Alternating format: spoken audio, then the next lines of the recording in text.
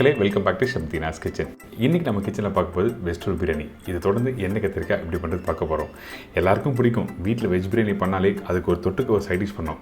அதுக்கு பர்டிகுலராக எண்ணெய் கத்திரிக்காய் நிறைய பேர் வீட்டில் பண்ணுவாங்க. நிறைய தேங்காய் பேஸ்ட்டு அந்த மசாலா இந்த மசாலா போட்டு பண்ணுவாங்க. அதெல்லாம் எதுவுமே இல்லாமல் சிம்பிளான ஸ்டைலில் ஒரு ப்ராப்பரான விஷயத்தை வந்து இன்றைக்கி நான் சொல்லித்தர போகிறேன். கண்டிப்பாக ட்ரை பண்ணி பாருங்கள். இந்த வெஜ் பிரியாணி வீட்டில் பண்ணும்போது அரிசி உதிரியாக சும்மா சூப்பராக வரும். அதே டைமில் எண்ணெய் கத்திரிக்காய் இந்த மெத்தடில் ட்ரை பண்ணால் நீங்கள் வீட்டில் மறக்கவே மாட்டீங்க.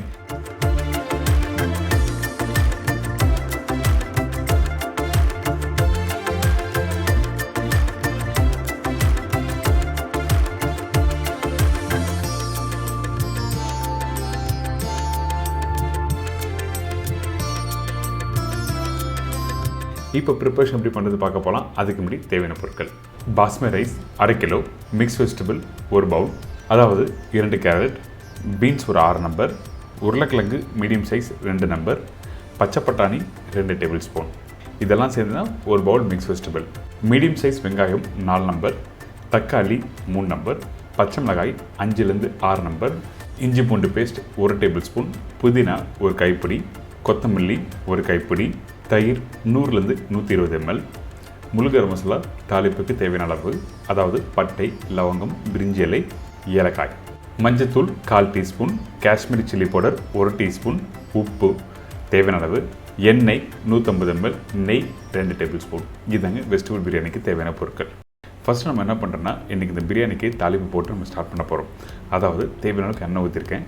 இந்த எண்ணெய் சூடான பிறகு கரெக்டாக பட்டை, லவங்கம், ஏலக்காய், பிரிஞ்சிலை போட்ட உடனே நல்லா பொரிஞ்சு வரணும்.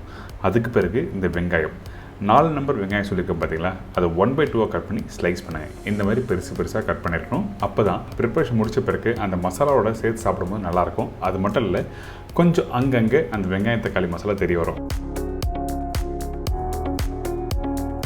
இதுக்கு பிறகு நம்ம என்ன பண்ணுறோன்னா, காரத்துக்காக பச்சை மிளகா போட்டிருக்கேன். 5லேருந்து 6 நம்பர் போட்டிருக்கேன். நீங்கள் வீட்டில் யூஸ் பண்ணுற பச்சை மிளகா காரத்துக்கு ஏற்ற மாதிரி நீங்கள் போட்டுக்கலாம். சில பச்சை மிளகா ஒரு 3 பச்சை மிளகா போட்டாலே காரம் அதிகமாகிடும். சிலது 8 பச்சை மிளகா போட்டாலும் காரம் வராது. அதுக்கேற்ற மாதிரி நீங்கள் போட்டுக்கலாம். இதுக்கப்புறம் இஞ்சி பூண்டு பேஸ்ட் போட்டிருக்கேன். இஞ்சி பூண்டு பேஸ்ட் போடுறதுக்கு முன்னாடி அந்த வெங்காயம் எந்த அளவுக்கு வதங்கிருக்குன்னு கேட்டிங்கன்னா, கரெக்டாக ஒரு 60 to 70% அளவுக்கு வதக்குங்க. அதுக்கு மேலே வேண்டாம். அதுக்கு மேலே வதங்கினா அந்த வெங்காயமே குக் பண்ணி முடிச்ச பிறகு காணாமல் போயிடும். அதனால் நம்ம என்ன பண்ணுறோன்னா, 60லேருந்து 70% அளவுக்கு நீங்கள் வெங்காயத்தை வதக்கிட்டு அதுக்கப்புறம் இஞ்சி பூண்டு பேஸ்ட்டு, தக்காளி போட்டிருக்கோம். இதுக்கு பிறகு நம்ம என்ன பண்ணுறோன்னா, ஒரு கைப்பிடி புதினா, ஒரு கைப்பிடி கொத்தமல்லி, மிக்ஸ் வெஜிடபிள், அதுக்கப்புறம் மஞ்சத்தூள், சில்லி பவுடர் எல்லாமே போட்டுரும். நீங்கள் தனித்தனியாக வதக்கி நீங்கள் ப்ரிப்பரேஷன் பண்ணோன்னா எல்லாமே ஒன்றா போட்டு மிக்ஸ் பண்ண ஆரம்பிங்க.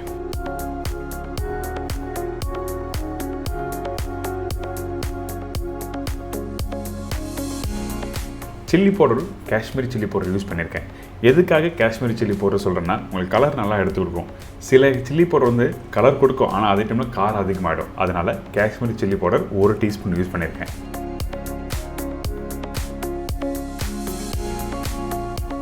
இப்போ இந்த மசாலா போட்டு நல்லா மிக்ஸ் பண்ணி முடித்த பிறகு தயிர் போடுறோம். தயிர் 100லேருந்து 120 ml. புளிப்புத்தன்மைக்கு ஏற்ற மாதிரி நீங்கள் கொஞ்சம் முன்ன பின்ன பார்த்து நீங்கள் போட்டுக்கலாம். இந்த தயிர் போட்ட பிறகு நல்லா மிக்ஸ் பண்ணுங்கள். மிக்ஸ் பண்ணிவிட்டு கொஞ்சமாக தண்ணி ஊற்றி கொதிக்க விடுறோம். கொஞ்சமாக தண்ணினா ஒரு 1/4 டம்ளர் தண்ணி போட்டால் போதும். ஏன் கேட்டேன்னா, அந்த மசாலா நல்லா கீழே அடிப்பிடிக்காமல் வர்றதுக்காக கொஞ்சமாக தண்ணி ஊற்றுறோம்.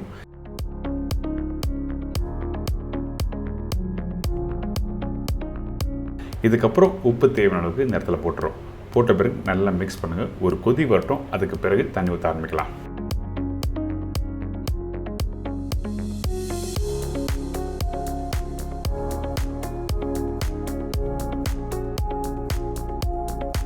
தண்ணி ஊற்றுற அளவு என்ன கேட்டிங்கன்னா, இந்த மாதிரி ஒரு கிளாஸ் எடுத்துக்கங்க. 1 கிளாஸ் அரிசிக்கு 1 கிளாஸ் அளவுக்கு தண்ணி ஊற்றுறோம். இது கரெக்டான மெஷர்மெண்ட்டு. அதுக்கப்புறம் தான் அரிசி ஊற போடுறோம். இந்த பிரியாணிக்கு அரிசி ஊற போடுற பக்கம் என்ன கேட்டிங்கன்னா, பிரியாணி ஸ்டார்ட் பண்ணுறதுக்கு முன்னாடி 20 நிமிஷத்துக்கு முன்னாடி நீங்கள் அரிசி ஊற போட்டுருங்க. அரிசி நான் யூஸ் பண்ணுறது என்ன பிராண்டுன்னா, இண்டியா கேட் கிளாசிக் யூஸ் பண்ணியிருக்கேன். எதுக்காக இந்த இடத்துல இண்டியா கேட் கிளாசிக் சொல்கிறேன்னு கேட்டிங்கன்னா, நீங்களும் வீட்டில் பண்ணும்போது கரெக்டான மெஷர்மெண்ட்டில் கரெக்டாக அரிசி உதிரியாக வரணும். அதனால தான் உங்களுக்கு சொல்லியிருக்கேன். வீட்டில் ட்ரை பண்ணி பாருங்கள். அரிசி போட்டாச்சு. மூடி போட்டு கரெக்டாக மீடியமான ஃப்ளேம் வச்சு ஒரு 2லேருந்து 3 விசில் விடலாம். சில குக்கர் வந்து 2 விசில் ஏறும், சிலது வந்து 3 விசில் ஆகும். அதுக்கேற்ற மாதிரி நீங்கள் வச்சுக்கலாம். இப்போ பிரியாணி ரெடி ஆகிடுச்சு. பார்த்தீங்களா, நல்லா உதிரியாக சூப்பராக இருக்குல்ல பார்க்குறதுக்கு. இதே மாதிரி வீட்டில் பண்ணோன்னு வச்சிங்கன்னா இதுக்கு முக்கியமாக என்ன காரணம் கேட்டிங்கன்னா அந்த மசாலா எந்த அளவுக்கு யூஸ் பண்ணுறோம். வெங்காயம் தக்காளி அதிகமாக ஆனாலும் உங்களுக்கு கண்டிப்பாக இந்த மாதிரி உதிரியாக வராது. அதே டைமில் தண்ணியோட அளவு ரொம்ப இம்பார்ட்டன்ட். எப்போ ஊற வைக்கிறோம் அந்த பாஸ்மதி ரைஸை, அதுக்கப்புறம் எந்த அளவுக்கு தண்ணி ஊற்றுறோம், இதெல்லாம் நீங்கள் புரிஞ்சுட்டு நீங்கள் வீட்டில் பண்ணால் இந்த மாதிரி பிரியாணி உதிரியாக சூப்பராக வரும். கடைசியாக கொஞ்சம் நெய், அதுக்கப்புறம் கொத்தமல்லி போட்டு மிக்ஸ் பண்ணி அப்படியே எடுத்து சர்வ் பண்ணால் சூப்பராக இருக்கும். பிரியாணி எப்படி சூப்பராக பண்ணுறது பார்த்துப்பீங்க. ஆனால் இதுக்கு தொட்டுக்கு சாப்பிட்றதுக்கு ஒரு எண்ணெய் கத்திரிக்காய் இருந்தால் நல்லாயிருக்கும்ல.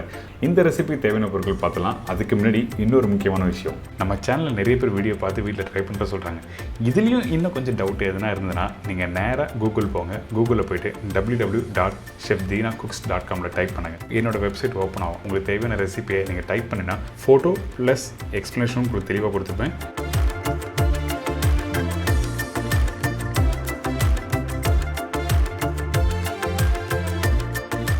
கத்திரிக்காய் 1/2 கிலோ, முழு மிளகு 1 டேபிள் ஸ்பூன், வறுத்த வேர்க்கடலை பவுடர் 1/4 டேபிள் ஸ்பூன், வறுத்த வெள்ளை எள்ளு 1/4 டேபிள் ஸ்பூன், வெங்காயம் 1 நம்பர், இஞ்சி பூண்டு பேஸ்ட் 1 டேபிள் ஸ்பூன், மஞ்சத்தூள் 1/4 teaspoon, Kashmiri chilli powder 1/4 teaspoon, புளி ஒரு லெமன் சைஸ், கருவேப்பிலை சிறிதளவு, கொத்தமல்லி தேவையான அளவு, உப்பு தேவைக்கேற்ற, நல்லெண்ணெய் குக் பண்ணுறதுக்கு தேவையான அளவு. இதுதாங்க எண்ணெய் கத்திரிக்காய் தேவையான பொருட்கள். இப்போ எண்ணெய் கத்திரிக்காய் பண்ண போகிறோம்ல, எண்ணெய் கத்திரிக்காய் பல விதமாக பண்ணலாம். ஆனால் பர்டிகுலராக பிரியாணிக்கு பண்ணுறது இந்த மெத்தட்லாம் பண்ணுவாங்க. சில பேர் வெங்காயம் போடுவாங்க, சில பேர் வெங்காயம் போட மாட்டாங்க. ஆனால் நான் கொஞ்சமாக வெங்காயம் போட்டிருக்கேன். ட்ரை பண்ணி பாருங்கள், இந்த மெத்தடில் சூப்பராக இருக்கும். ஃபஸ்ட் நம்ம என்ன பண்ணுறோன்னா தாளிப்பு போடுறோம். நார்மலாக நீங்கள் வீட்டில் ஒரு குழம்பு தாளிக்கிறீங்கன்னா அந்த டைமில் கடுகு சீரகம் வெந்தயம்லாம் போட்டிருப்பீங்களே, அந்த மாதிரி தான் இந்த எண்ணெய் கத்திரிக்காய் வெறும் மிளகு மட்டும்தான் தாளிப்பாக போடணும். வேறு எந்த ஒரு ஸ்பைசஸும் தாளிப்பாக போடக்கூடாது. அதனால் எண்ணெய் சூடான பிறகு இந்த மிளகு போடுங்க.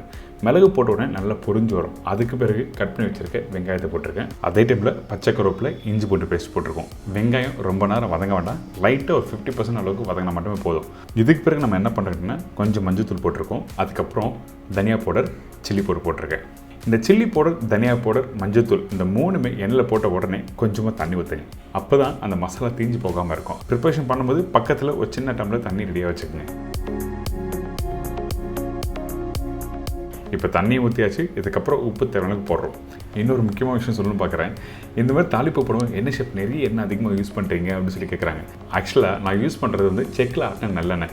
இந்த மாதிரி நல்லெண்ணெய் யூஸ் பண்ணும்போது என்ன ஆகிட்டுனா அந்த தாளிப்பு போடுறது பார்த்தீங்கன்னா அந்த டைமில் எண்ணெய் பொங்கும். ஸோ அதனால் எண்ணெய் அதிகமாக இருக்குன்னு சொல்லி நீங்கள் நினைக்க வேண்டாம். தேவையான அளவுக்கு மட்டும் தான் ஊற்றி நான் ப்ரிப்பரேஷன் ஸ்டார்ட் பண்ணுறோம். அடுத்தது நான் என்ன பண்ணுறேன்னா கத்திரிக்காய் போட்டிருக்கேன். இந்த கத்திரிக்காய் பாருங்கள் 1/2 கட் பண்ணி போட்டிருக்கேன். கீழ் பகுதி வரைக்கும் கட் பண்ணல, அதாவது ஒரு 60 to 70% அளவுக்கு நாளாக பொழந்திருக்கேன். அதுக்கப்புறம் மேல் காம்பு அப்படியே இருக்குது. அப்போ தான் கத்திரிக்காய் குக் பண்ணி எடுக்கும்போது உடஞ்சி வெளியே வராது. அதனால தான் இந்த மாதிரி கட் பண்ணி போட்டிருக்கோம். கரெக்டாக ஒரு 50% 60% அளவுக்கு கத்திரிக்காய் வெந்து வரட்டும்.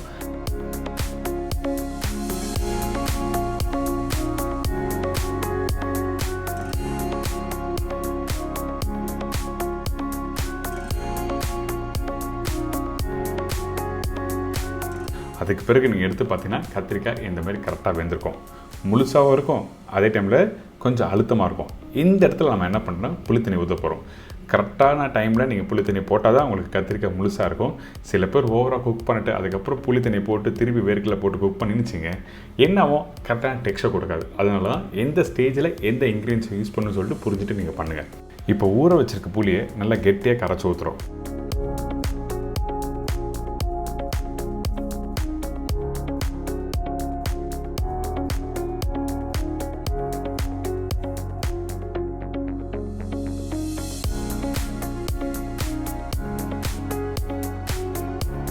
தேவையான அளவுக்கு தண்ணி ஊற்றி குக் பண்ண ஆரம்பிங்க. அதிகமான தண்ணி வேண்டாம், கொஞ்சமாக தண்ணி ஊற்றினா போதும். அந்த புளியோட அந்த பச்சை வாசனை போகிற அளவுக்கு குக் பண்ணி முடித்த பிறகு வறுத்து ரெடி பண்ணி வச்சுருக்க இந்த வேர்க்கடலை பவுடர் போடுறோம். இந்த வேர்க்கடலை பவுடர் போட்ட பிறகு எள்ளு பவுடரும் யூஸ் பண்ணுறோம். கண்டிப்பாக வேர்க்கடலையே வறுத்து தோல் எடுத்த பவுடர் தான் நீங்கள் யூஸ் பண்ணணும். அதே மாதிரி தான் வெள்ளை எள்ளு ஸ்லோ ஃப்ளேமில் வறுத்துட்டு அதுக்கப்புறம் யூஸ் பண்ணுங்கள். எள்ளு கொஞ்சம் ஓவராக நீங்கள் வறுத்துட்டு யூஸ் பண்ணால் கசப்பு தன்மை வந்துடும். அதனால் கவனமாக இருந்து நீங்கள் வீட்டில் குக் பண்ண ஆரம்பிங்க. இப்போது இந்த வேர்க்கடலை பவுடரும் போட்டாச்சு, எள்ளு பவுடரும் போட்டாச்சு. நல்லா மிக்ஸ் பண்ணுங்கள். அதிகபட்சம் ஒரு 3 நிமிஷம் குக் பண்ணுங்கள். அதுக்கப்புறம் கொஞ்சம் கொத்தமல்லி போட்டு நல்லா மிக்ஸ் பண்ணிடுச்சுன்னா ஒரு சூப்பரான எண்ணெய் கத்திரிக்காய். பார்த்தீங்களா, இந்த கத்திரிக்காய் அப்படியே முழுசாக இருக்கா. அதே டைமில் இந்த கிரேவி பாருங்கள், இல்லை தக்காளியோ இல்லை தேங்காய் பேஸ்ட்டோ எதுவுமே போடல, ஆனால் அந்த கிரேவி நல்லா திக்காக இருக்கும். இந்த மாதிரி எண்ணெய் கத்திரிக்காய் நீங்கள் வீட்டில் ட்ரை பண்ணி பாருங்கள். வீட்டில் இருக்கவங்களாம் அசந்து போயிடுவாங்க, அந்தளவுக்கு பிரமாதமாக இருக்கும். இன்றைக்கி இந்த வெஜ் பிரியாணியோட எண்ணெய் கத்திரிக்காய் கொடுத்துருக்கேன். கண்டிப்பாக ட்ரை பண்ணுங்கள், என்ஜாய் பண்ணுங்கள்.